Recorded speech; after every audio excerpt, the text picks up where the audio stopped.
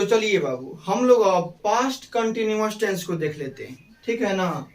चलिए past continuous tense के sentence को बाबू पहचानने का तरीका है कि इसके सेंटेंस के अंत में रहता है रहा था, रही थी, रहे थे, ठीक है ना। जब किसी भी सेंटेंस के अंत में बाबू हो रहा था, रहे थे, रही थी, तो समझ जाइएगा कि वह सेंटेंस किस टेंस का है, पास्ट कंटिन्यूअस टेंस का। चलिए अब इसको हम लोग बनाना सीख लेते हैं बाबू। सबसे पहले हम लोग लिखते हैं सब्जेक्ट को, इसके बाद में लिखते हैं वाज या वर को, उसके बाद में वर्ब का चौथा रूप लगाते हैं बाबू, उसके बाद में ऑब्जेक्ट का प्रयोग करते हैं और उसके बाद में बाबू अदर वर्ड्स का प्रयोग करते हैं। यदि आपको मालूम नहीं है कि सब्जेक्ट कितने टाइप्स के होते हैं तो जाकर आप वीडियो देखिए सिंपल प्रेजेंट टेंस का, ठीक है ना, वहां पे एकदम डीपली समझाए हुए हैं, जाकर वहां से देख लीजिएगा बाबू। तो सब्जेक्ट ना बाबू दो टाइप्स के होते हैं। पहला होता है सिंगुलर सब्जेक्ट, सिंगुलर सब्जेक्ट।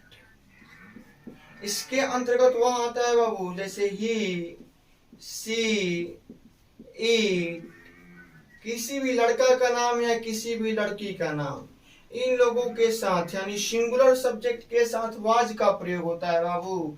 और दूसरा होता है प्लूरल सब्जेक्ट, ठीक है। इसके कैटेगरी में बाबू आता है we, you, they, boys, girls, etc. और इन लोगों के साथ में बाबू वर का प्रयोग होता है और यहाँ पे आई के साथ में बाबू वाज का प्रयोग होता है।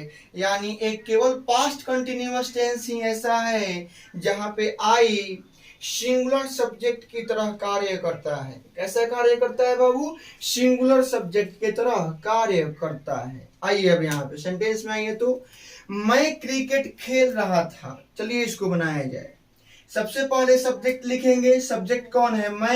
मैं का हो जाएगा बाबू आई। आई के बाद में वाज या वर, तो आई के साथ बाबू लगेगा वाज और इसके बाद में वर्ब का चौथा रूप, वर्ब है बाबू प्ले और प्ले का चौथा रूप हो जाएगा प्लेइंग। और खेल रहे थे तो क्या खेल रहे थे? क्रिकेट। क्रिकेट का हो जाएगा बाबू क्रिकेट।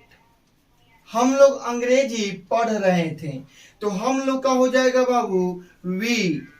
और वी के साथ लगेगा आपका वर, वी वर। पढ़ रहे थे तो पढ़ना का होता है रीड और भी फोर हो जाएगा रीडिंग। क्या पढ़ रहे थे जी? अंग्रेजी। और अंग्रेजी का होता है बाबू इंग्लिश। आगे बढ़ते हैं।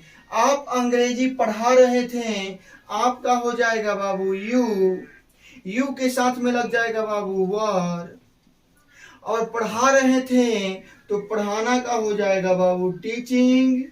और क्या पढ़ा रहे थे जी? तो इंग्लिश पढ़ा रहे थे। चलिए आगे बढ़ते हैं। वह सो रहा था, वह का बाबू हो जाएगा ही और ही के साथ में आता है वाज। He was. और सोना का बाबू क्या होता है? स्लीप। और स्लीप का भी फोर क्या हो जाएगा बाबू? स्लीपिंग।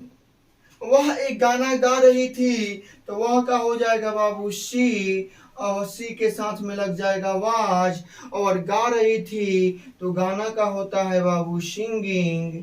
और क्या गा रही थी? तो एक गाना गा रही थी तो a song. She was singing a song. मेरे ख्याल से बाबू आपको पास्ट कंटिन्यूअस टेंस समझ में आ गया होगा।